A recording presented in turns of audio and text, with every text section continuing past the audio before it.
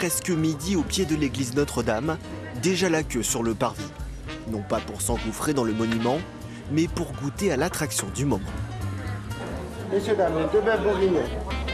Bœuf bourguignon, pot-au-feu, soupe à l'oignon, les classiques de la gastronomie française sont la marque de fabrique du bouillon. Un concept né dans le Paris de la fin du 19e, ouvert depuis 2 ans à Dijon. La saucisse purée ou la bavette frite, c'est des plats qu'on peut trouver partout. Et le but, en fait, c'est de vraiment proposer la version la plus simple possible, mais avec le meilleur rapport qualité-prix. Sur la carte, aucun plat ne dépasse les 15 €, de quoi séduire plus d'un client.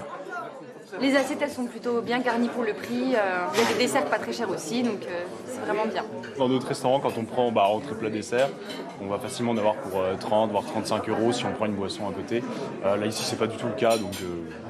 Ici là, vous en sortez pour combien Je pense une vingtaine d'euros. Chaque midi, près de 150 repas sont servis. Pour maintenir la cadence, la recette est simple, les quantités sont portionnées à l'avance. Dès qu'on a un ticket avec coquillettes, on prend notre barquette, casserole, crème de truffe, sel, poivre, on dresse, on envoie. Nous, c'est vraiment juste de la réchauffe. Entre 1 minute, 2 minutes, que ce soit réchauffe casserole ou réchauffe au four vapeur, c'est vraiment un gain de temps vraiment important pour nous. Le but, écouler un maximum de marchandises. Un modèle économique bien rodé pour compenser la faible marge des plats du restaurant.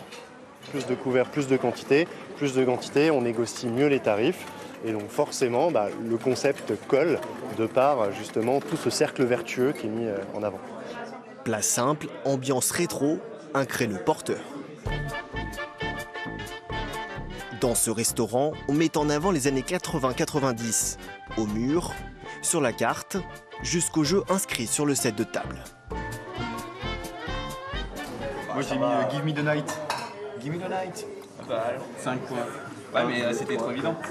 C'est légèrement au-dessus de ma génération, mais on retrouve quand même des références de mes frères et sœurs et même de mes parents. Ça apporte vraiment une convivialité tout de suite au repas. Ici on va pas aller chercher des mets raffinés, on va plutôt chercher le plaisir de ce qu'on reconnaît quand on rentre chez ses parents et qu'on se raccroche à des choses qu'on a connues, quoi. La cuisine, elle aussi, sent bon la nostalgie, à l'image de ce cordon bleu fait maison. C'est du filet de poulet, on panne, donc farine, œuf et la chapelure panko, une chapelure japonaise. Et donc c'est garni au Saint-Nectaire et à la poitrine fumée. Donc, tout le monde adore, c'est la valeur sûre. Ces brasseries d'un nouveau genre font-elles de l'ombre aux établissements plus prestigieux? Ce n'est pas l'avis de William Frachot.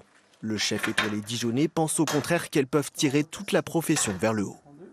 C'est une offre complémentaire. Je préfère avoir ça qu'une multitude de fast-food où on va encore insister sur les problèmes de nutrition, d'élevage, de produits, de qualité. Là, au moins, pour, je dirais, une somme entre 15 et 20 €, vous êtes capable de manger des produits frais, sains et relativement bien cuisinés.